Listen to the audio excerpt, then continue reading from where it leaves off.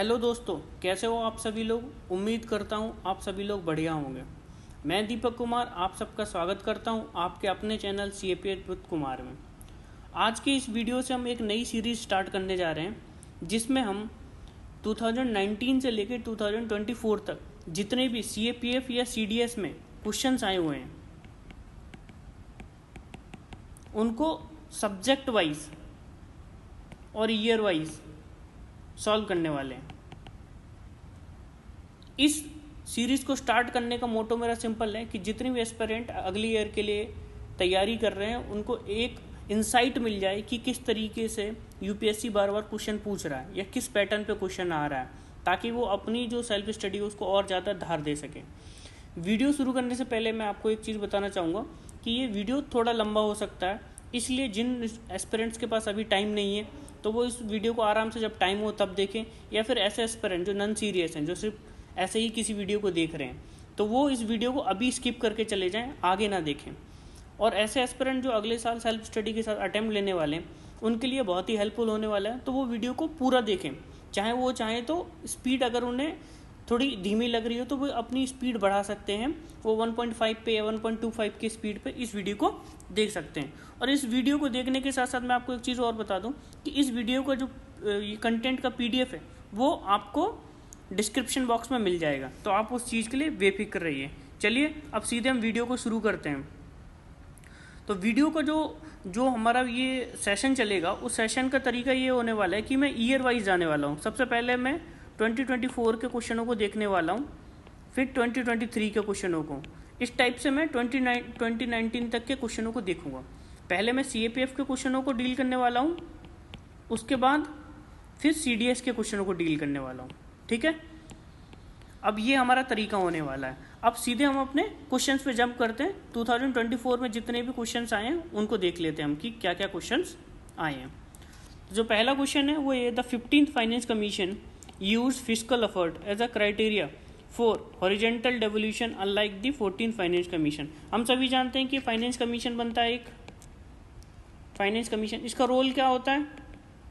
इसका रोल होता है कि सेंट्रल गवर्नमेंट को फॉर एग्जाम्पल 100 रुपीज़ की इनकम हुई है तो उसमें से जो स्टेट्स हैं जैसे UP, बिहार है ना, अरुणाचल प्रदेश, तेलंगाना या कर्नाटका, ये जितने भी स्टेट हैं उनको पैसा दिया जाता है। हम सब जानते हैं कि ये फाइनेंस कमीशन इसलिए बनता है कि इनको पैसा दिया जाना है।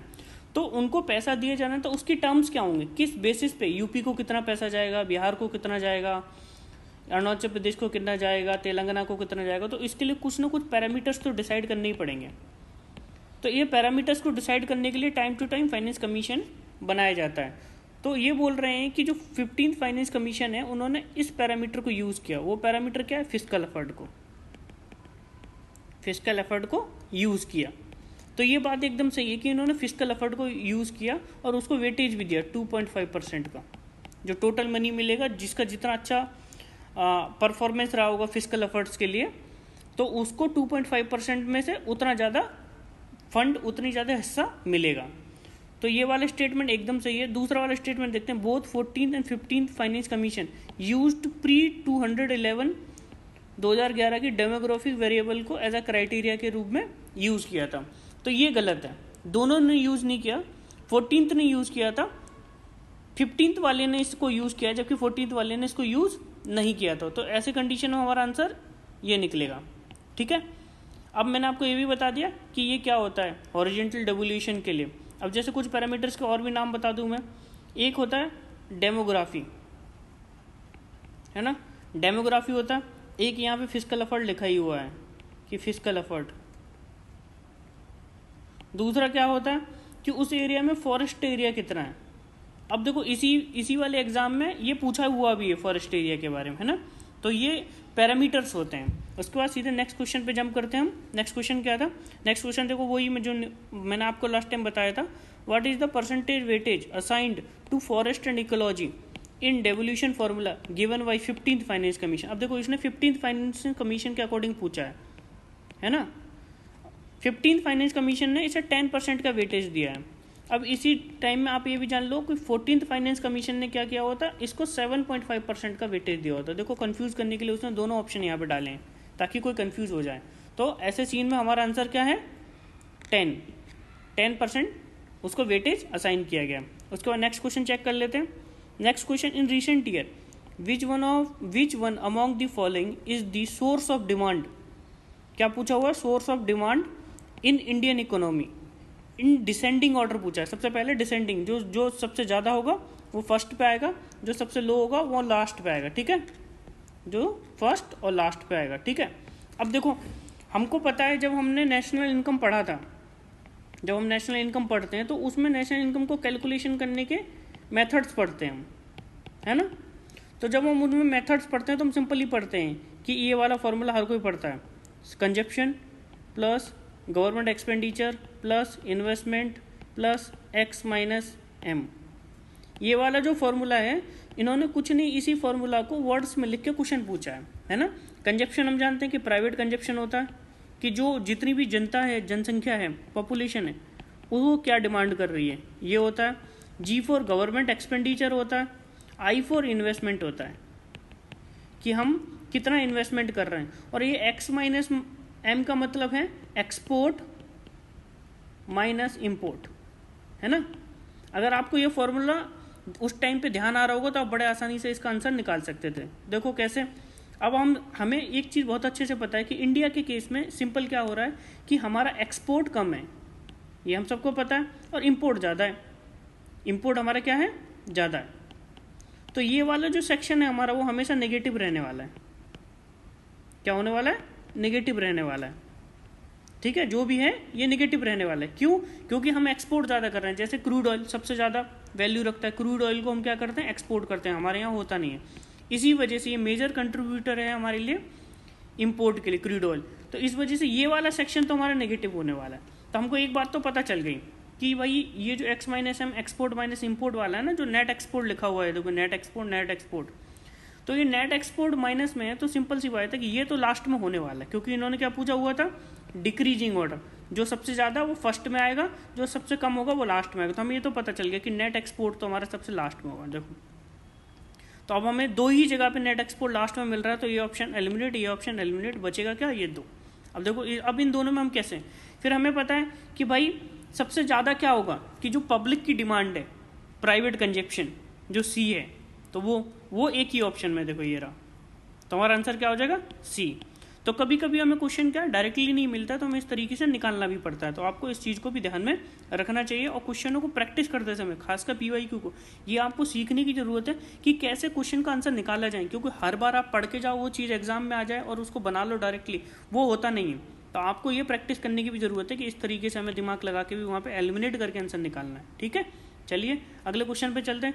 अगला क्वेश्चन देखो, अगला क्वेश्चन बड़ा ट्रिकी सा है, पहले उसको समझते हैं। पहले क्या लिखा हुआ, इन्होंने लिखा burden of tax on a commodity is independent of who is explicitly imposed upon. ये बोल रहे हैं कि कोई भी टैक्स है ना, कोई भी टैक्स है, फॉर एग्जांपल जीएसटी मान लेते हैं। ये जो जीएसटी है ये इंडिपेंडेंट है कि ये बायर पे लग रहा है या फिर सेलर पे, ये इंडिपेंडेंट है, इससे फ़र्क नहीं पड़ता। ये अगर किसी कोई कमोडिटी है, फॉर एग्जांपल हम ले लेते हैं एक बिस्किट का पैकेट है, ये क्या है, बिस्किट का पैकेट है, बिस्किट का पैकेट है, और इस बिस्किट के पैकेट पे अगर कोई टैक्स लग रहा है, मान लो कि इस पर 10% का टैक्स लगा, ठीक है। अब ये 10% का टैक्स बायर पे ट्रांसफ़र होगा या सेलर अपने आप पे वेयर करेगा, ये इंडिपेंडेंट है, ये किसी पे भी जा सकता। तो ये बात एकदम सत्य है कि भाई ये एक्सप्लिसिटली जो कमोडिटी पे जो टैक्स कमोडिटीज़ पे जो टैक्स लगता है उसमें ये कंफर्म नहीं हो पाता कि वो सीधे सीधे जो खरीदने वाला है उस पर ट्रांसफ़र होने वाला है, या फिर जो सेलर है वो अपने ऊपर उसको बेयर करेगा, कॉस्ट नहीं बढ़ने देगा। इसको एक एग्जांपल से ऐसे समझ सकते हैं। फॉर एग्जांपल बहुत सारी कोल्ड ड्रिंक कंपनीज हैं, है ना, कोल्ड ड्रिंक कंपनीज हैं। अब देखो अब सीन क्या हुआ कि इनको पता है कि अगर कोल्ड ड्रिंक के प्राइसेस को हम टैक्स लगने की वजह से अगर मान लो प्राइस बढ़ रहे हैं, तो अगर प्राइस बढ़े तो अगर हम टैक्स को इनके ऊपर ट्रांसफ़र कर देंगे, इनके ऊपर, किन के ऊपर, कंज्यूमर्स के ऊपर, तो हो सकता है कि वो कोल्ड ड्रिंक खरीदे ही ना। तो इस केस में क्या होगा कि ये टैक्स को अपने ऊपर ले लेंगे। क्या करेंगे? टैक्स को अपने ऊपर ले लेंगे, प्राइस को नहीं बढ़ने देंगे किसी भी कीमत पे, है ना। कि टैक्स, अच्छा एक काम करते हैं, हम अपना प्रॉफिट कम कर लेते हैं, है ना, प्रॉफिट को कम कर लेते हैं, टैक्स को, जो टैक्स का इम्पैक्ट है वो कंज्यूमर पे नहीं जाने देते हैं। तो इस केस में वो किस पे चला गया? जबकि टैक्स तो कोल्ड ड्रिंक पे लगा था, लेकिन वो प्रभाव किस पे पड़ा? जो सेलर है ना। दूसरा केस ऐसा होता है, मान लो कि टैक्स लगा किस पे? सॉल्ट पे। अब सॉल्ट तो हर कोई यूज़ करेगा, तो जो बेचने वाला है वो उसको बेयर नहीं करेगा, वो सीधे ट्रांसफ़र कर देगा किस पे? कंज्यूमर पे। तो ऐसी कंडीशन में जो टैक्स का ट्रांसफ़र हो गया वो किस पे हो गया? कंज्यूमर पे। तो ये इंडिपेंडेंट है ना, ऐसा कुछ वो नहीं है कि इसी पे लगेगा। तो ये वाला स्टेटमेंट एकदम सही है। फिर देखो, burden of tax on commodity depends on the slope of demand and supply curve. अब देखो, जब हम मैक्रो इकोनॉमिक्स के बारे में पढ़ते हैं तो हम खूब पढ़ते हैं कि डिमांड क्या होता है, डिमांड एंड सप्लाई कर्व क्या होते हैं, है ना, और इन इलास्टिसिटी के कंसेप्ट को भी पढ़ते हैं। तो ये कुछ वही चीज़ पूछा उन्होंने कि बर्डन ऑफ टैक्स जो कमोडिटी पे होता है वो डिपेंड होता है कि उसकी डिमांड कैसी। अगर मान लो कि ये सॉल्ट का एग्जांपल देखो, अब सॉल्ट की डिमांड हम बोल सकते हैं कि इन इलास्टिक है, अगर इसकी प्राइस कम या ज़्यादा हो जाएगी तो इस पर कोई फ़र्क पड़ने वाला नहीं है। उसी जगह एक चीज़ एग्जांपल देते हैं कि आईफोन, है ना, आईफोन की प्राइस कम हो जाएगी तो इसकी डिमांड एंड सप्लाई पे प्रभाव पड़ सकता है। तो ये क्या है? इलास्टिक है। प्राइस के चेंज होने से अगर डिमांड एंड सप्लाई चेंज होती है तो वो इलास्टिक होता है, अगर डिमांड एंड सप्लाई प्राइस के चेंज होने से चेंज नहीं होती है तो वो इनइलास्टिक होता है। ठीक है, तो इस केस में ये वाला जो स्टेटमेंट है ये भी सही है, तो इसलिए हमारा आंसर क्या हो जाएगा? बोथ सही होगा। ठीक है, चलिए आगे देखते हैं अगला क्वेश्चन क्या है। अगला क्वेश्चन मनी एंड बैंकिंग से क्वेश्चन है, और मैंने ये नोटिस किया है कि लगभग almost every year one question money and banking या मॉनिटरी पॉलिसी से आ रहा है, जिसमें कभी वो CRR पूछ लेगा, है ना, कभी SLR पूछ रहा है, कभी मॉनिटरी पॉलिसी मैकेनिज्म पूछ रहा है, इस टाइप के क्वेश्चन बार बार पूछ रहा है। चलिए सीधे क्वेश्चन देखते हैं। Consider the following statement regarding the instrument of monetary policy. Instrument के रिगार्डिंग पूछा हुआ है इन्होंने। The central bank can increase the money supply व इंक्रीजिंग बैंक रेट। अब देखो क्या बोल रहा है कि देखो इन्होंने क्या किया, बैंक रेट को, ये क्या बोल रहा है कि सेंट्रल बैंक मनी सप्लाई को बैंक रेट इंक्रीज करने से मनी सप्लाई क्या होगी? मनी सप्लाई इंक्रीज हो जाएगी, ये बोल रही है। अब देखो ऐसा तो होता नहीं कि बैंक रेट बढ़ेगी तो सिंपल सी बात है कॉस्ट ऑफ लेंडिंग क्या होगा? इंक्रीज हो जाएगी। अगर ये इंक्रीज हो जाएगी तो लोग उधार लेना ज़्यादा पसंद नहीं करेंगे, तो उल्टे में मनी सप्लाई बढ़ेगी नहीं, गिरेगी। तो ये वाला स्टेटमेंट सीधे सीधे क्या हो जाएगा? गलत हो जाएगा। ये गलत होते ही सबसे पहले हम इन दोनों को उड़ाएंगे कि भाई ये दोनों अब सही नहीं हो सकते। अब आगे देखते हैं। द सेंट्रल बैंक कैन, अब देखो सेकंड वाले स्टेटमेंट को हम नहीं भी पढ़े तब भी अपन को पता है कि ये वाला तो सही होने वाला है, क्योंकि वो दोनों ऑप्शंस में। ठीक है, फिर भी देख लेते हैं। The central bank can increase money supply by purchasing security from public. अब देखो जो पब्लिक के पास ये सिक्योरिटी पड़ी हुई है, अब सेंट्रल बैंक क्या करेगी? इनको बाई कर लेगी। जब इनको बाई करेगी तो बदले में क्या देगी? कैश देगी ना, तो कैश तो मनी सप्लाई बढ़ गया कि नहीं? बिल्कुल बढ़ जाएगा इस केस में। फिर देखो थर्ड वाला option, the central bank can decrease the money supply by increasing the cash reserve ratio. क्या बोल रहा है? CRR को इंक्रीज करने से मनी सप्लाई कम हो जाएगी। बिल्कुल सही बात है। CRR का मतलब कि बैंक को पैसे ज़्यादा रखने पड़ेंगे, है ना। अब ज़्यादा रखोगे तो मार्केट में कम हो जाएंगे, सिंपल सी बात है ना, मार्केट में क्या हो जाएंगे? कम हो जाएंगे। तो इस वाली कंडीशन में ये वाला स्टेटमेंट भी सही हो गया, तो हमारा आंसर क्या होगा? ओनली 2 और 3 राइट। ठीक है, चलिए आगे देखते हैं। अब अगला एक क्वेश्चन पूछा है, which of the following statement with regard to national logistic policy is not correct. पहली बात तो हमें क्वेश्चन पढ़ते समय बहुत ध्यान रखना है कि ये नॉट करेक्ट पूछा है या करेक्ट पूछा है। इस क्वेश्चन में हमें नॉट करेक्ट पूछा है, हमें पहले ही आइडेंटिफाई कर लेना है क्या पूछा है। कई बार स्टूडेंट से ये मिस्टेक हो जाती है, तो वो सिली मिस्टेक की वजह से ऐसे क्वेश्चंस को गलत कर देते हैं। अब देखो इस क्वेश्चन को मैं आपको एक चीज़ बता सकता हूँ, आप कितने भी स्टडी करके जाएं पर इस टाइप के क्वेश्चंस को स्टडी नहीं कर सकते, ये हमारे एरिया से बाहर की चीज़ें। लेकिन फिर भी इसका आंसर हम कैसे बनाएंगे? अब देखो उन्होंने क्या पूछा है, नेशनल लॉजिस्टिक पॉलिसी के बारे में पूछा है। अब देखो हम कभी किसी भी पॉलिसी को बनाते हैं तो हमारा क्या होता है कि इससे किसी पॉलिसी को बनाने के पीछे हमारा जो एम होता है कि कैसे मैक्स बेनिफिट उठाए जाएं। क्या उठाए जाएं? बेनिफिट। कि मैक्स बेनिफिट कैसे उठाए जाए, कोई पॉलिसी किसी सेक्टर के लिए बनाई जा रही है तो उस सेक्टर के जो पोटेंशियल है उसके बेनिफिट कैसे उठाए जाएं। तो चलो अब हमको सिर्फ इतना पता है, ये नहीं पता है कि नेशनल लॉजिस्टिक पॉलिसी क्या है, बस हमें ये पता है कि कोई भी पॉलिसी आएगी तो उसकी कोशिश होती है कि मैक्स बेनिफिट कैसे उठाएं। अब इसमें देखते हैं, NLP वाज लॉन्च इन 2022। अब देखो ये हमें नहीं पता है, इसको अभी हम छोड़ देते हैं। फिर देखते हैं, NLP would improve the competitiveness of Indian goods. ये बात सही है क्योंकि भाई कॉम्पिटिटिवनेस बेनिफिट जैसी बात कर रहा है तो एकदम सही बात है कि ये वाला सही होगा। फिर देखते हैं, NLP would enhance the economic growth, increase employment and opportunity. ये भी सही है कि भाई इकोनॉमिक ग्रोथ भी बढ़ाएगा, एम्प्लॉयमेंट भी बढ़ाएगा। ठीक है, ये दो तो हम सिंपली पता चल। चौथा पढ़ते हैं, NLP would provide the opportunity for deleveraging balance sheet and providing physical space for investment in new infrastructure assets. अब देखो ये क्या कह रहा है कि बैलेंस शीट पे जो भी लोन पुराना रखा हुआ है, लिखा हुआ है, उसको ये हटाने की बात कर रहा है कि उसको हटा सकते हैं। अब इस टाइप के काम है ना, जब हम थोड़ा सा भी इकोनॉमिक्स को पढ़े हुए हैं तो हमें पता है कि जो बैड बैंक वगैरह है ना वो बनाई जाती हैं किसके लिए, जो स्ट्रेस्ड असेट्स हैं या NPAs हैं, इनको हटाने के लिए हम क्या बनाते हैं, इस टाइप की चीज़ें बनाते हैं। तो ये बात तो श्योर है कि इस टाइप की काम तो ये नहीं करेगा, है ना। हमको दो ये भी श्योर नहीं है, हम 50-50 पहुंच चुके हैं, फिर भी हम इस ऑप्शन को देख के हमें पता चल गया कि यार आंसर तो यही होगा, क्योंकि ये कुछ लोन को हटाने की बात कर रहा है। तो कोई भी पॉलिसी इससे रिलेटेड नहीं हो सकती, है ना। पॉलिसी उसके बेनिफिट्स की बात करता है और ये वाला काम कोई भी पॉलिसी इस टाइप की चीज़ें नहीं बनाता। ठीक है, तो इस तरीके से हम इसका आंसर निकाल सकते थे। वैसे डायरेक्टली आपको कहीं नहीं मिलेगा, आपको PYQ की हेल्प से ये चीज़ सीखने की जरूरत है कि किस टाइप से हम क्वेश्चनों का आंसर निकाल सकते हैं ना। ठीक है, चलिए अगले क्वेश्चन को देखते हैं। अगला क्वेश्चन पूछ रहा है मुद्रा से। देखो यहाँ पे ही पूछा है, which of the following statement is not correct. यहाँ पे क्वेश्चन क्या है, सबसे पहले नॉट करेक्ट को मार्क किया, फिर प्रधानमंत्री मुद्रा योजना। अब हमें बेसिकली सिर्फ इतना पता है कि ये MSME सेक्टर से रिलेटेड ही स्कीम है। ठीक है, ये है इतना अगर आपको इन्फॉर्मेशन है। फिर उसके बाद देखते हैं, आप मुझे नहीं पता कि आपको पता है, यानी कि ये 2015 में लॉन्च हुई थी। चलो आपको ये भी नहीं पता है ना, सिंपली। अब हम सबसे पहले ये देखते हैं कि MSME सेक्टर के लिए तो ये क्या क्या काम कर सकती है। तो सेकंड ऑप्शन को देखते हैं, it grant loan up to 15 lakhs for income generating manufacturing trading and services sector. ठीक है, MSME सेक्टर सब में काम करता है, लेकिन ये 15 लाख देता है यानी ये हमें पता नहीं है अभी। ठीक है, ये भी नहीं पता, ये भी नहीं पता। अब देखते हैं, under the scheme only the term loan requirement can be meet, not a working capital requirement.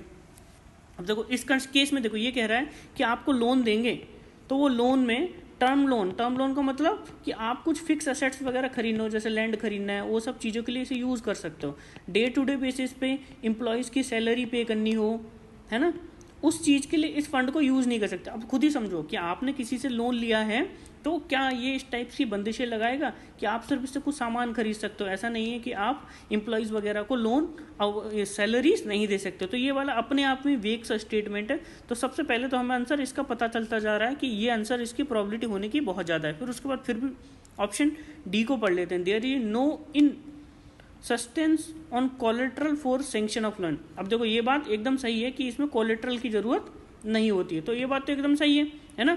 इसने पूछा नॉट करेक्ट वाला, तो हमको ये पता चल रहा है कि भैया दोनों के लिए मिल सकता है। लेकिन इस क्वेश्चन में प्रॉब्लम क्या है, इस क्वेश्चन में ये 15 लाख वाली जो लिमिट है ना, वो इस क्वेश्चन को थोड़ा क्या डार्क जोन में बना रही है। प्रॉब्लम ये है कि इसकी ओरिजिनल लिमिट 10 लाख की थी, है ना, और वो लास्ट बजट में बढ़ा के 20 लाख कर दी गई है। तो कहीं पे भी 15 लाख की तो चर्चा की ही नहीं गई है।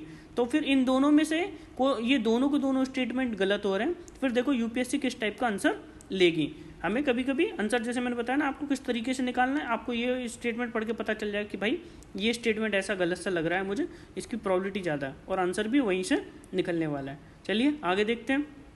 आगे देखो, ये फिर से फाइनेंस कमीशन पे क्वेश्चन है। Population of year 2011 was first introduce in tax devolution formula sharing union tax revenue. अब देखो वही फाइनेंस कमीशन का, तो अभी हमने लास्ट टाइम भी डिस्कस किया था कि 15th फाइनेंस कमीशन ने इसको यूज़ किया था। ठीक है, नेक्स्ट क्वेश्चन देखते हैं। अब देखो, consider the following statement regarding public goods and externalities. अब देखो पब्लिक गुड्स के बारे में क्वेश्चन में जानने से पहले हम थोड़ा सा एक चीज़ जान लेते हैं कि पब्लिक गुड्स होते क्या हैं। पब्लिक गुड्स ऐसे गुड्स हैं जो सभी लोगों को, चाहे टैक्स तुम दो, है ना, टैक्स तुम दो या ना दो कोई फर्क नहीं पड़ता, लेकिन सभी को मिलता है। जैसे कि पुलिस सर्विसेज, है ना, पुलिस सर्विसेज, स्ट्रीट लाइट, है ना, स्ट्रीट लाइट, है ना, रोड्स हैं, है ना, कुछ बेसिक हेल्थ सर्विसेज हैं, ये सब के सब क्या हैं, पब्लिक सर्विसेज हैं, है ना, ये सबको मिलती हैं, ये पब्लिक सर्विसेज हैं। जबकि प्राइवेट सर्विसेज क्या हुई, प्राइवेट सर्विसेज ऐसी सर्विसेज होती हैं अगर आपके पास पैसे हैं तो आप ले लो, जैसे आईफोन खरीदना है तो आईफोन देना, है ना। प्राइवेट हेल्थ केयर, ये सब के सब क्या है, प्राइवेट है। तो मतलब कि आपके पास पैसे हैं तो इनको अफोर्ड कर सकते हो। बाकी पब्लिक सर्विसेज वैसी सर्विसेज जो गवर्नमेंट आपको फ्री ऑफ कॉस्ट उपलब्ध करवाएगी, ठीक है। अब देखो, अब पहला स्टेटमेंट कहता है non rivalry and non excludability are the two characteristics of public goods. ये बोल रहे हैं कि नॉन राइवलरी होते हैं, तो ये बात सिंपल है कि इसमें कोई राइवलरी नहीं होती, हर किसी को मिलते हैं और हर किसी को मिलते हैं, है ना, किसी को एक्सक्लूड नहीं किया जाता है इसमें। तो ये दोनों के दोनों स्टेटमेंट, ये वाला स्टेटमेंट बिल्कुल सही है। अब देखो, market can provide the optimal amount of goods in presence of externalities. अब ये क्या, अब देखो यहाँ पे जो प्रॉब्लम ये है कि ये इसने सिर्फ गुड्स लिख के छोड़ दिया है। तो अगर हम ऐसा सोचते हैं कि ये पब्लिक गुड्स के बारे में बात कर रहा है, कि ये पब्लिक गुड्स के बारे में बात कर रहा है, तो ये वाला स्टेटमेंट गलत हो जाएगा। और अगर नॉर्मल गुड्स की बात कर रहा है तो ये वाला स्टेटमेंट सही हो जाएगा। तो यहाँ पे क्या इंटरप्रिटेशन से पता चलेगा कि यूपीएससी ने क्या सोच के इसको डाला था, तो वो हमें पता नहीं है। तो इस बात को मैं बोल दूं कि पहला वाला स्टेटमेंट तो एकदम सही है और ये दूसरे वाले स्टेटमेंट के लिए अभी कोई भी कंफर्मेशन नहीं है, क्योंकि यूपीएससी ने क्या सोचा उस अकॉर्डिंग इसका आंसर लगेगा। यूपीएससी बहुत सारे क्वेश्चनों में ऐसा करती है कि सब्जेक्ट टू इंटरप्रिटेशन हो जाते हैं वो क्वेश्चन, है ना, सब्जेक्ट टू इंटरप्रिटेशन हो जाता है कि क्या वो बोलना चाह रहा था, ठीक है। तो ये क्वेश्चन भी कुछ वैसा ही है। मुद्रा वाले क्वेश्चन में भी मैंने आपको बता दिया कि वो इंटरप्रिटेशन का काम वहाँ पे भी आएगा। एक क्वेश्चन और है इकोनॉमिक्स का जो मैं आपको दिखाऊंगा, उसमें भी जो क्या हो रहा है कि उसके 2 आंसर सही हो रहे हैं। वैसे भी आपने लास्ट ईयर के आंसर की देखे होंगे, तो यूपीएससी ऐसी बात नहीं कि क्वेश्चंस को ड्रॉप नहीं करता है, तो वो 2 से 3 क्वेश्चनों को ड्रॉप कर देता है। तो हो सकता है मुझे कि ये क्वेश्चन कुछ वो हो जो ड्रॉप हो सकते हैं, ठीक है। चलो आगे देखते हैं, फिर उसकी बात करते हैं। What were the main reform under taken under the new economic policy. हमको पता है 1990 में न्यू इकोनॉमिक पॉलिसी आई, तो ये बोल रहे हैं कौन कौन से जो इकोनॉमिक रिफॉर्म्स थे। तो हमको सिंपली पता है कि एलपीजी रिफॉर्म्स हुए थे, लिबरलाइजेशन, प्राइवेटाइजेशन एंड ग्लोबलाइजेशन, है ना, ये रिफॉर्म हुए थे। तो देखो, लिबरलाइजेशन हुआ, प्राइवेटाइजेशन, पब्लिक सेक्टर डिसइन्वेस्टमेंट उसी का नाम है। इसमें पॉवर्टी एलिवेशन और रैपिड इंडस्ट्रियल। अब देखो, पहला सही होती है, पहले तो हम देखो आपको अप्रोच क्या रखना है क्वेश्चन सॉल्व करते समय।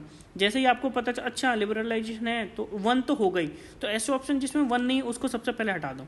तो अब देखो आपको सिंपल हो गया, 3, 4 की ओर तो देखना ही नहीं, वो हो ही नहीं सकते। अब आपको केवल 2 देखना है, पब्लिक सेक्टर डिसइन्वेस्टमेंट, ये बिल्कुल है। इसी को प्राइवेटाइजेशन भी बोलते हैं, है ना, प्राइवेटाइजेशन भी बोलते हैं, ये प्राइवेटाइजेशन का भी एक पार्ट है, ठीक है। नेक्स्ट क्वेश्चन देखते हैं। नेक्स्ट क्वेश्चन में पूछा हुआ है national monetization pipeline estimate that for the period of 2022 to 2025 top 3 sectors in terms of monetization potential are roads, railway, oil and gas pipeline.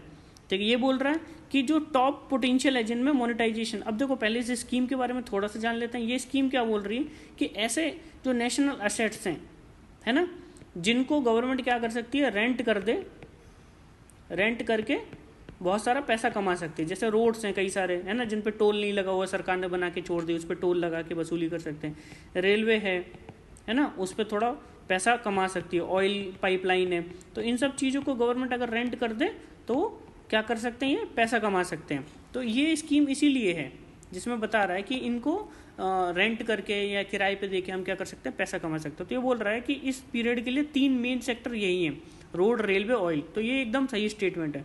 Under the national monetization pipeline the instrument to be use for asset monetization include public private partnership. देखो, मैंने वही बोल रहा हूँ कि private sector को क्या कर दे, रेंट पे दे दे, है ना। तो सिंपल यही, तो ये स्टेटमेंट भी एकदम सही है। तो आंसर क्या हुआ हमारा, दोनों सही है। उसके बाद नेक्स्ट क्वेश्चन देखते हैं। Which one of the following is the part of the capital receipt of government of India. अब देखो, ये बजट से क्वेश्चन है ना, बजट, या फिर हम ऐसा बोल सकते हैं ये पब्लिक फाइनेंस का क्वेश्चन है।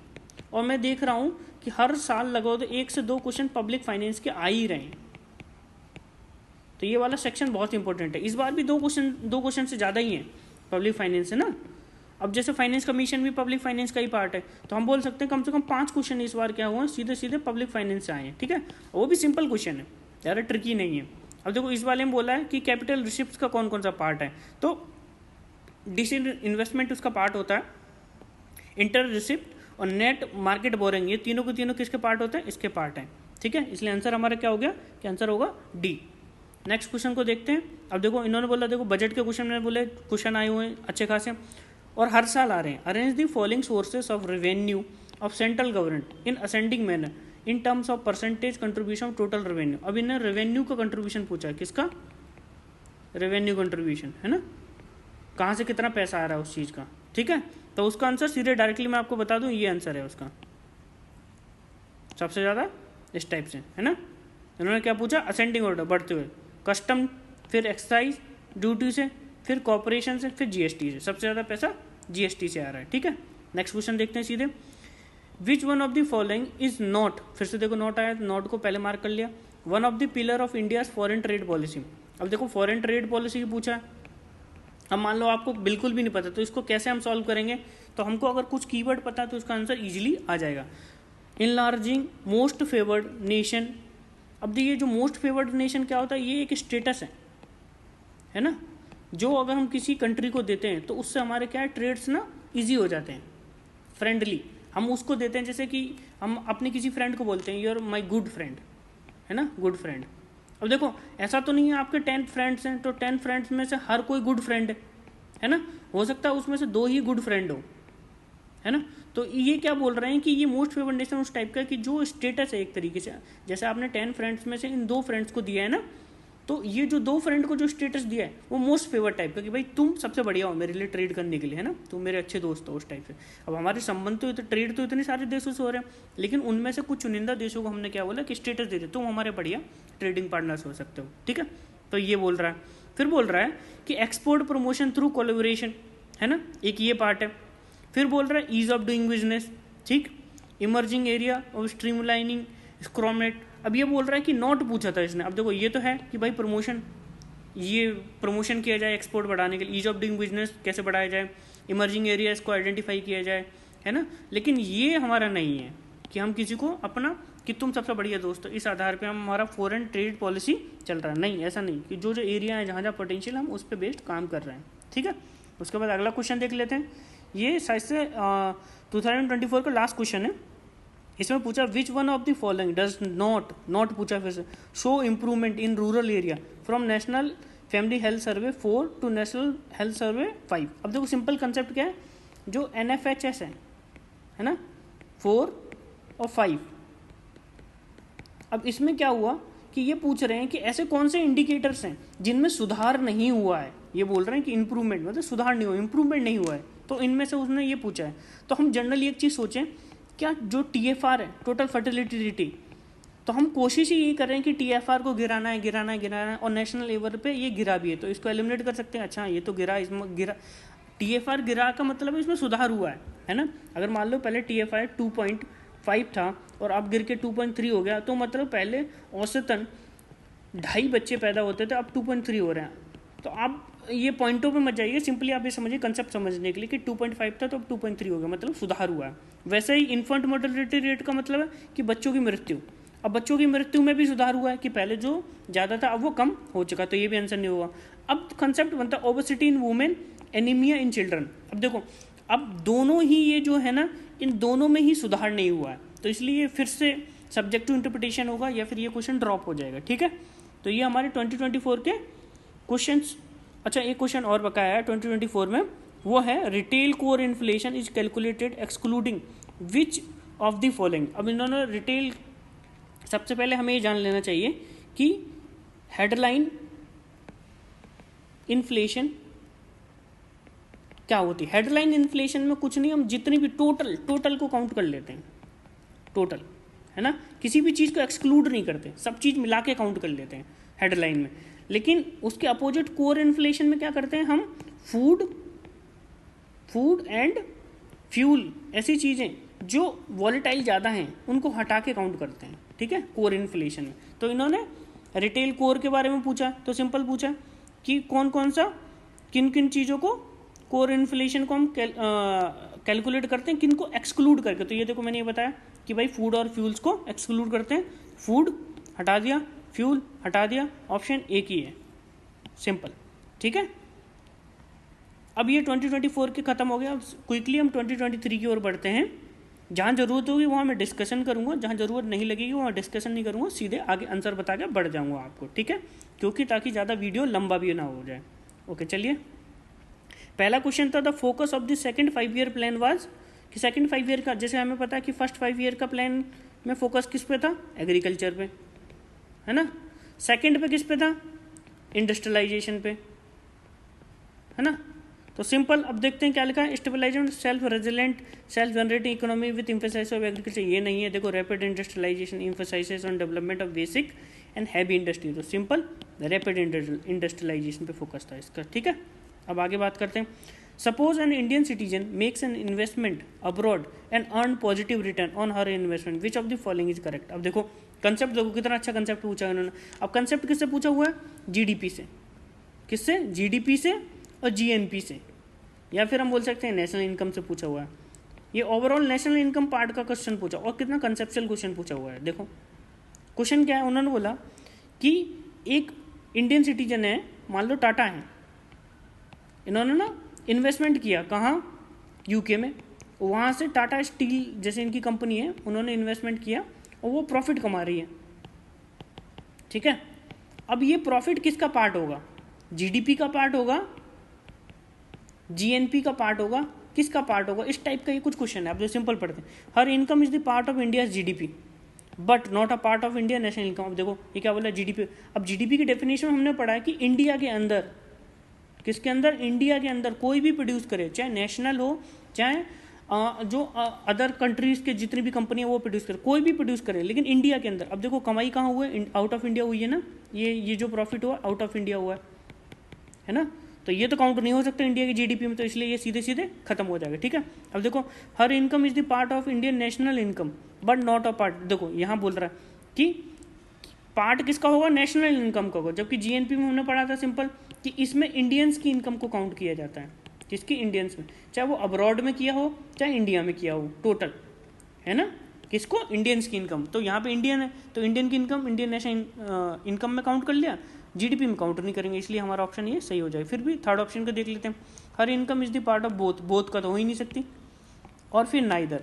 कभी कभी मुझे ऐसा लगता है कि सीएपीएफ में ये जबरदस्ती के ऑप्शन बनाए जाते हैं, जैसे कि ये बोथ का और नाइदर का, ये जबरदस्ती का ऑप्शन है ना, इनका कोई लॉजिक है नहीं, ये 2 ऑप्शन तक तो ठीक था। फिर उसके बाद देखते हैं which of the following are the high frequency indicator of economy. अब देखो अब इस टाइप की चीज़ भी आप कहीं नहीं पढ़ पाओगे, है ना, हाई फ्रिक्वेंसी इंडिकेटर।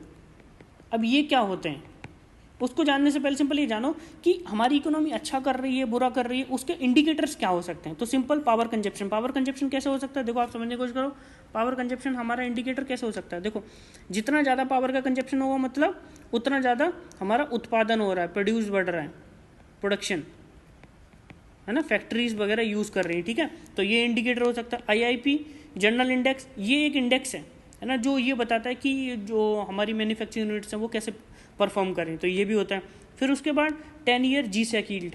अब देखो गवर्नमेंट सिक्योरिटी, अगर गवर्नमेंट सिक्योरिटी की यील्ड्स बढ़ रही हैं तो मतलब उनको लग रहा है कि ये फ्यूचर में ये जो गवर्नमेंट है इसका ग्रोथ रेट अच्छा रहेगा। तो बात तो सिंपल यही तो पूछी गई है कि हाई फ्रिक्वेंसी इंडिकेटर, तो सिंपल ग्रोथ रेट अच्छा रहेगा। तो इस केस में हमारे तीनों के तीनों सही हैं, तो इसलिए आंसर क्या हो जाएगा, डी, ठीक है। उसके बाद आगे देखते हैं, an business person buys share in British car company, this transaction will be reflected. अब देखो क्या बाई किया है, शेयर, किस में, ब्रिटिश कार कंपनी में। अब देखते हैं क्या होगा, क्या बोला, वो बोल रहा है कि इस ट्रांजेक्शन को कहाँ पे दिखाएंगे हम, रिफ्लेक्ट होगा, बैलेंस ऑफ ट्रेड में दिखेगा but not in balance of payment, ये बोल रहा है। अब देखो अब ट्रेड का आप सिंपल देखो, ट्रेड का मतलब क्या होता है, कुछ सामान दिया, है ना, कोई भी सामान दिया या लिया, कुछ भी सामान दिया लिया, ट्रेड में सिंपल कुछ दिया कुछ लिया, ट्रेड में ये होता है। तो यहाँ पे सामान का लेन देन तो हो नहीं रहा है, सिर्फ बाई किया है, तो हम ये तो बोल सकते हैं भाई ट्रेड का पार्ट तो नहीं होगा, ये सिंपल इतनी बात तो हम बोल सकते हैं ना, ठीक है। फिर उसके बाद देखो कि बैलेंस ऑफ पेमेंट में ये पार्ट होगा but not a part of balance of trade. देखो बैलेंस ऑफ ट्रेड में तो नहीं होने वाला, ये बात तो एकदम सही है। अब बैलेंस ऑफ पेमेंट कहीं तो दिखेगा, तो ये बैलेंस ऑफ पेमेंट में दिखता है, ठीक है, ये इसका आंसर है। फिर ये देखो, फिर जबरदस्ती का option, both balance of payment and balance of trade, है ना, ये जबरदस्ती का ऑप्शन, नाइदर, है ना, जबरदस्ती का ऑप्शन, क्योंकि एक 2-4 ऑप्शन बनाने की बाध्यता थी, तो इसलिए 2 ऑप्शन इन्होंने इस टाइप से बनाए, ठीक है, सिंपल। अब आगे बढ़ते हैं, if cash reserve ratio is lowered by RBI, supply of money in the economy will. अब देखो बोला क्या बोल रहे हैं, सीआरआर को क्या कर दिया, कम कर दिया। तो मनी सप्लाई क्या होगा, तो हमें पता है कि CRR SLR इन सबको कम करने से मनी सप्लाई क्या होगी, इन्वर्स रिलेशन होता है, तो मनी सप्लाई भी बढ़ जाएगी, क्या हो जाएगा, इंक्रीज हो जाएगी, सिंपल। और इसका जस्ट अपोजिट इस ईयर क्वेश्चन पूछ लिया उन्होंने, CRR को एक ऑप्शन बना के कि CRR को इसी टाइप का CRR घटा देंगे तो मनी सप्लाई बढ़ जाएगी, ठीक है। तो PYQ की यही हेल्प होती है कि वो देखो जो इस ईयर क्वेश्चन पूछा वो यहीं से उठाया हुआ है, ठीक। अब आगे देखते हैं, using the code given below identify the type of farming on the basis of given characteristic, इसके बेसिस पे हमें आइडेंटिफाई करना है किस टाइप की फार्मिंग की बात करें। The produce is consumed entirely और mainly by the family who works on land. देखो सिंपल, पहले वाले से हम देख लेते हैं क्या बात है भाई। अब एक्सटेंसिव का मतलब क्या होता है कि एक एरिया है उसको हम बहुत अच्छे से जो क्या कर रहे हैं कि और अच्छे से यूटिलाइज नहीं कर पा रहे हैं। इंटेंसिव में क्या होता है कि हम बहुत अच्छे से यूटिलाइज कर लेते हैं उस चीज़ को, तो इससे तो रिलेटेड ये है नहीं। कमर्शियल में क्या है, हम कि मार्केट के लिए प्रोड्यूस कर रहे हैं, किसके लिए, मार्केट के लिए, है ना। और सब्सटेंशियल में क्या होता है कि हम अपने लिए प्रोड्यूस कर रहे हैं। जैसे एक छोटा किसान है ना, क्या है, छोटा किसान, छोटा किसान है वो। अब छोटा किसान क्या करेगा, जो भी प्रोड्यूस करता है, मान लो उसके पास 2 बीघा ज़मीन है, कितना, 2 बीघा ज़मीन है। अब 2 बीघा ज़मीन पे जो कुछ भी प्रोड्यूस किया वो खुद ही कंज्यूम कर जाता है, क्योंकि उसके घर की भी तो नीड है कि फूड ग्रेन, जैसे उसको फूड चाहिए तो वो अपने लिए ही प्रोड्यूस करके खा जाता है। तो इसमें इसी टाइप की बात की जा रही है, तो इसका आंसर है सी, सब्सटेंशियल फार्मिंग। फिर आगे देखते हैं, फिस्कल डेफिसिट में पूछा है। Fiscal deficit in union budget means कि fiscal deficit the difference between current expenditure and current revenue, ये तो नहीं होता। Net increase in the borrowing, net increase in the borrowing of the union government from the Reserve Bank of India, Reserve Bank से तो इसका कोई लेना देना नहीं। The sum of budgetary deficit and net increase in internal external borrowing, देखो ये इसका आंसर है। अब तो इसके साथ हमें क्या पता चल जाता है कि हमें नेक्स्ट टाइम के लिए टाइप्स ऑफ डेफिसिट भी पढ़ के रखने चाहिए कि क्या क्या डेफिसिट। अब देखो PYQ से हमें सिर्फ ये नहीं कि सॉल्व कर रहे हैं, हमें ये भी आइडेंटिफाई करना पड़ेगा कि UPSC बार बार किन टॉपिक से क्वेश्चन पूछा है। तो जैसे टाइप्स ऑफ डेफिसिट पूछा तो हमें डेफिसिट एक टाइप का पूछा तो कल को वो रेवेन्यू पूछ सकता है, कैपिटल डेफिसिट पूछ सकता है ना। इस टाइप से हम टॉपिक्स को भी आइडेंटिफाई करते हैं। नेक्स्ट क्वेश्चन देख लेते हैं, which one of the following is the largest component of revenue expenditure in union budget 22-23 वाले में। देखो अब इसमें सिंपल इंटरेस्ट पेमेंट, लार्जेस्ट जो पेमेंट कंपोनेंट था रेवेन्यू एक्सपेंडिचर का वो इंटरेस्ट पेमेंट पे था, ठीक है। तो ये सिंपल वन लाइनर क्वेश्चन था। देखो बजट से मैंने बोला कि बजट से हर बार क्वेश्चन आ रहे हैं, तो वो एक क्वेश्चन ये 2023 में पूछा हुआ है। फिर उसके बाद आगे देखते हैं, adequacy of foreign exchange reserve of country is captured by which of the following indicator. Reserve to import ratio ये है, रिजर्व टू एक्सटर्नल डेप्ट रेशियो ये भी है, रिजर्व टू GDP रेशियो नहीं है ना। अब जैसे देखो 3 हटते ही क्या पता चला हमें कि ये गया, ये गया, ये गया, एक ही बचा। हमें भरोसा रखना है एलिमिनेशन मेथड पे, है ना। आपको PYQ के जरिए एलिमिनेशन मेथड को भी देखना है कि कितने क्वेश्चन ऐसे हैं कि जब हमें आता नहीं है एलिमिनेशन मेथड के जरिए निकाल सकते हैं। तो आप इस सीरीज में जब मेरे साथ जुड़े हो तो मेरी कोशिश ये है कि कहाँ कहाँ एलिमिनेशन लग सकता है वो भी मैं आपको बताऊँ। आप ये सब चीज़ें पढ़ के नहीं जा सकते, लेकिन एलिमिनेशन के जरिए आप जरूर निकाल सकते हो कि एलिमिनेशन के जरिए हम उनका आंसर निकाल लें या 50-50 कर लें, ठीक है। और उसके बाद ये देखो ये क्वेश्चन, अब ये क्वेश्चन आपको कहीं पढ़ने के लिए मिलेगा, ये बाउंसर है, क्योंकि अब अगर मान लो उसने 12 क्वेश्चन पूछे हैं तो 12 के 12 आपसे बन जाए, ये होने वाला नहीं। आपका टारगेट होना चाहिए 8 से 9 बन जाए, है ना। तो ये वो 2-3 क्वेश्चनों में से जो आपसे नहीं बन सकता था। देखो इसमें क्या पूछा, if all the people of economy increase proportion of income they have saved, the total value of saving in economy will either decrease or remain unchanged. This phenomena is known as, अब देखो ये बोल रहा है income तो बढ़ रही है, क्या हुआ, इनकम तो बढ़ गई लेकिन उनकी सेविंग नहीं बढ़ पा रही उसी प्रोपोर्शन में। तो सिंपल क्या हुआ कि उन्होंने क्या किया, एक्सपेंडिचर कर दिया उस चीज़ का, ठीक है। अब इस फिनोमेना को क्या बोलते हैं, पैराडॉक्स ऑफ थेफ्ट बोलते हैं, सिंपल, ठीक है। अगला क्वेश्चन देखते हैं, the bank are required to maintain certain ratio within their cash in hand and total assets. अब देखो इसने क्या बोला, इसीलिए देखो बैंक को वो रेशियो मेंटेन करना है। बैंक को, अब देखो बैंक 2 तरीके रेशियो मेंटेन करती है, CRR और SLR। अब CRR को क्या है और SLR को क्या है। अब देखो इसमें जो क्वेश्चन पूछा हुआ है SLR का आंसर है इसका, सीधे सीधे मैं पहले आपको ये बता दूं कि SLR आंसर है। बैंक क्या करती है, इसको कैश, न्यू इश्यूड सिक्योरिटीज, है ना, न्यू इश्यूड सिक्योरिटीज में या फिर गोल्ड वगैरह में, इसको ये तीनों फॉर्म में से सर्टेन अमाउंट को उसको रखना होता है, चाहे कैश में रख लेगा। अब देखो कैश में रखेगी तो उसे कोई प्रॉफिट होने वाला नहीं।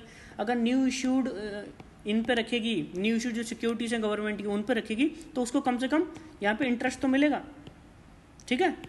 गोल्ड में रखेगी तो फिर गोल्ड में क्या है, गोल्ड के प्राइसेस बढ़े तो उसका भी प्राइस बढ़ता रहेगा। तो बैंक के पास जो भी पैसा है तो न्यू इशूड में जनरली ये रखना प्रेफर करते हैं ताकि हमें कुछ फायदा भी मिलता है। CRR में सिंपल कैश रखते हैं, ठीक है। नेक्स्ट क्वेश्चन देखते हैं, which one of the following statement are correct. अब देखो क्वेश्चन क्या है, पॉपुलेशन एजिंग, सिंपल बात। अब देखो इस टाइप का कंसेप्ट हमने कहीं नहीं पढ़ा होगा, ना पढ़ पाएंगे हम, तो हम सिंपली कैसे निकालेंगे इसको, कॉमन सेंस से निकालते हैं कि इसने बोला पॉपुलेशन एजिंग की बात कर रहा है, is the process by which share of older population become proportionality lesser. ये बोल रहा है कि ये पॉपुलेशन 100% की मान लो, है ना, 100% है इसमें। अब 100% में मान लो 20% कितने ओल्डर हैं, ये बोल रहा है 20 से 15 हो गए ओल्डर पर्सन, तो इस वाले फिनोमेना को क्या बोलते हैं, पॉपुलेशन एजिंग। नहीं, ये नहीं होता है। मतलब सिंपल सी बात है कि पॉपुलेशन में अगर ओल्डर पर्सन की पॉपुलेशन बढ़ेगी, 15 की जगह 20 की जगह 25 होगी, तब हम बोलेंगे कि अच्छा पॉपुलेशन एज्ड हो रही है। या फिर अगर मान लो जैसे अभी हमारे कंट्री को यंगर पॉपुलेशन बोला जा रहा है, तो क्यों बोला जा रहा है, क्यों, सिंपल कंसेप्ट है कि यंग पीपल्स की पॉपुलेशन बढ़ रही है, ठीक है, इसलिए उसको बोला जा रहा है। तो ये वाला ऑप्शन गलत हो गया। अब ये गया, ये गया, ये आंसर नहीं हो सकता। अब देखते हैं, in the most of the developed country the population in higher age groups has increase. ये बात एकदम सही है कि जितनी भी डेवलप्ड कंट्रीज हैं, अब देखो सीन क्या हो रहा है कि वहाँ पे जो यंगर पॉपुलेशन है वो कम है, वो क्या है, कम है, लेकिन प्रोपोर्शनली जो ओल्डर पीपल है वो ज़्यादा है। उसका बड़ा रीजन क्या है, वहाँ का हेल्थ इंफ्रा भी, क्या, हेल्थ इंफ्रा। अब वहाँ पे हेल्थ इंफ्रा अच्छा होने की वजह से वहाँ पे जो एवरेज ईयर है वो लिविंग की ज़्यादा है ना, वो 80+ है, 84 तक भी जा रही है, तो इसलिए उनकी पॉपुलेशन ज़्यादा है। तो ये वाला आंसर हमारा क्या हो जाएगा, बी। नेक्स्ट क्वेश्चन देखते हैं हम। नेक्स्ट क्वेश्चन आज का ये लास्ट क्वेश्चन होने वाला है। Rail Vikas Nigam limited is a, इन्होंने पूछा। अब देखो मैंने देखा है कि 2-3 साल में, हर 2-3 साल में एक क्वेश्चन ये जरूर पूछता है कि कौन सी नवरत्ना है, कौन सी महारत्ना है। जनरली ये उस टाइम पे करंट अफेयर में रहता है, लेकिन फिर भी ये क्वेश्चन एक पूछता ही पूछता, हर 2 से 3 सालों में एक क्वेश्चन ये बार बार आता है, ठीक है। तो इसमें ये जो रेल विकास निगम है वो नवरत्ना कैटेगरी में आती है, ठीक है। उस टाइम पे इसको ये स्टेटस दिया गया था। अब ये हमारा खत्म हो गया आज का सेशन। तो आज के सेशन में हम 2024 के और 2023 के सॉल्व किए हैं। अब हम नेक्स्ट सेशन में क्या करने वाले हैं, नेक्स्ट सेशन में हम 2022 के और 2021 के क्वेश्चनों को सॉल्व करने वाले हैं, ठीक है। अगर आपको वीडियो बहुत अच्छा लगा हो और आपको लग रहा है कि मुझे इस सीरीज से कुछ फ़ायदा हो रहा है, तो चैनल को सब्सक्राइब कर सकते हो, ताकि आप जितनी भी नई वीडियोस आएँ उसको पहले से ही आपको नोटिफिकेशन मिल जाए और आप उनको देख सकें। Thank you very much.